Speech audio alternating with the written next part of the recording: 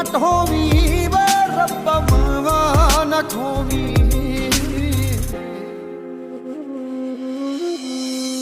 ਮਾਪੇ ਰੱਬਾ ਬੜੇ ਜ਼ਰੂਰੀ ਐਵੇਂ ਕਿਤੇ ਲਕੂਵੀਂ ਨਾ।